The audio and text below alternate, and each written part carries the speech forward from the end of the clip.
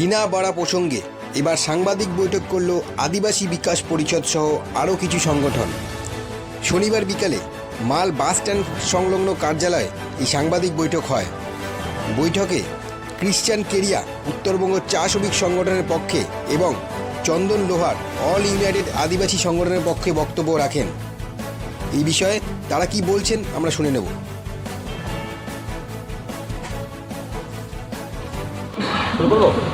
हाँ। आज जो मीटिंग हुआ, मीटिंग में क्या सिद्धांत दिया गया? सबसे पहले तो सभी को जोहार। हम लोग जो बीते 10 तारीख को एसडीओ साहब को जो डेपुटेशन दिया था कि एक शिकायत दर्ज किया गया था आदिवासी जनजाति कानून के आधार पे, जो शिकायत दर्ज हुआ था बबुआ प्रसाद के खिलाफ़ में, तो उसको जल्द से जल्द 48 घंटे के अंदर उसको अरेस्ट करने का जो आश्वासन दिया था।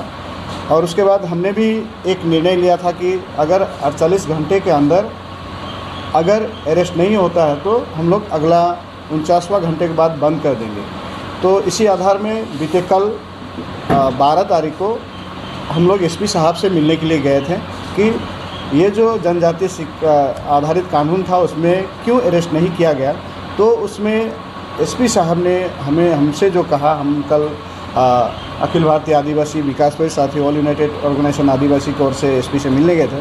तो वहाँ जो एसपी साहब ने जो कहा और एक आदिवासी समाज के लिए एक बहुत डरावना चीज़ सामने आया है कि आज देखा जा रहा है कि जिसे भारतवर्ष में जनजाति नहीं बल्कि 4 कास्ट जो होते हैं, इस 4 कास्ट में से एसटी एससी जो होते हैं, अभी एसटी एससी का सर्टिफिकेट कुछ जनरल लोग भी बनाना शुरू कर दिए हैं, जिससे आदिवासियों के ऊपर फिर से खतरा बढ़ गया है।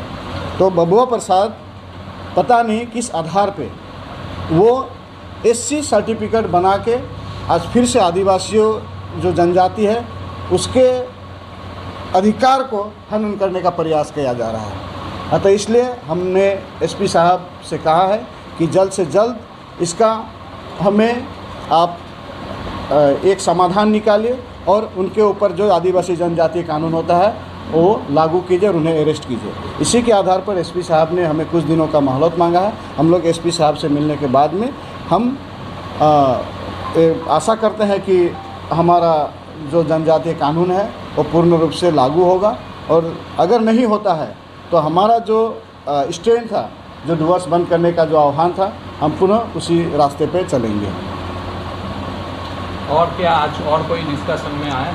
हाँ बिल्कुल, हमारा एक डिस्कशन और भी हुआ है कि हम पूरे डिवोर्स में एक आदिवासी जो जनजाति है वो किसी भी दल में रह सकते हैं, किसी भी पार्टी में बिलोंग्स कर सकते हैं, लेकिन देखा यह जा रहा है कि रीना बाड़ा के मामले में बहुत सारे आदिवासी जनजाति के लोग जो और भी कुछ दल से जुड़े थे, उस दल के लोग हमारे रीना बाड़ा को या फिर हमारे आदिवासी को सपोर्ट नहीं कर रहे हैं। अखिल भारतीय आदिवासी विकास परिषद हो या ऑल यूनाइटेड आदिवासी ऑर्गेनाइजेशन हो, उसमें किसी भी राजनीतिक दल के कोई भी अगुवा है वो साथ में आ सकते हैं, लेकिन देखा ये जा रहा है कि सिर्फ महेश को एक चिन्हित किया जा रहा है। लेकिन हमें बड़ा खुशी हम बड़ा गर्व के साथ कहते हैं कि आदिवासी समाज के पक्ष होकर आज महेश बागे जैसे व्यक्ति, विद्वान व्यक्ति आज हमारे साथ खड़े हैं। लेकिन उसी जगह में देखे जा रहे हैं कि और भी राजनीतिक दल में हमारे आदिवासी विद्वान व्यक्ति सब लोग हैं जो हमें रीना बाड़ा और हमारे आदिवासी समाज को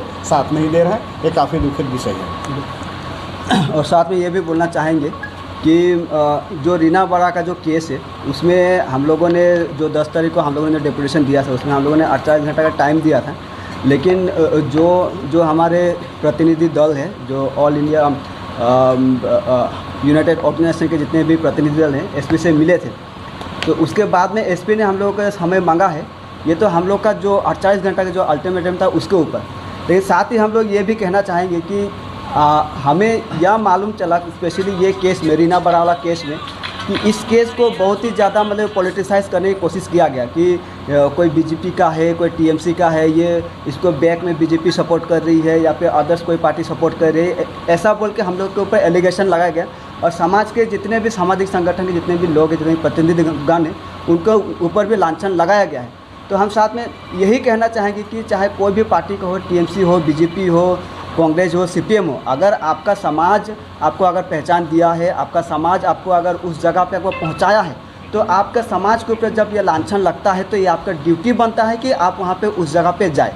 तो उसी संदर्भ में जो लोग भी यहाँ पे जुड़े थे, ऐसा बात नहीं है कि यहाँ पे सिर्फ बीजेपी से जो जुड़े हैं, जो आदिवासी संगठन के लोग हैं सिर्फ वो आए थे, वो ऐसा बात नहीं है। इसमें टीएमसी से भी जुड़े हुए लोग आए थे, इसमें सीपीएम से जुड़े हुए लोग भी आए थे, इसमें कांग्रेस से जुड़े हुए भी लोग आए थे, और बहुत सारे ऐसे लोग भी आए थे जो किसी भी पार्टी से जुड़े हुए नहीं हैं। तो हम लोग जो ये हम लोगों ने एक जॉइंट फोरम टाइप का हम लोगों ने जो बनाया है, इसमें हम लोग यही बोलना चाहेंगे कि अगर आदिवासी समाज के प्रति आपका प्रेम है, आपका अगर एक महिला के प्रति प्रेम है, तो आप चाहे कोई भी पार्टी के हो, आपको इस आंदोलन में आपका स्वागत है। और जो भी इस आंदोलन में आए हैं, चाहे किसी भी दल को, वो सभी को हम लोग धन्यवाद देना चाहते हैं। और साथ ही ये भी बताना चाहते हैं कि हम लोग का आंदोलन अभी तक नहीं रुका है।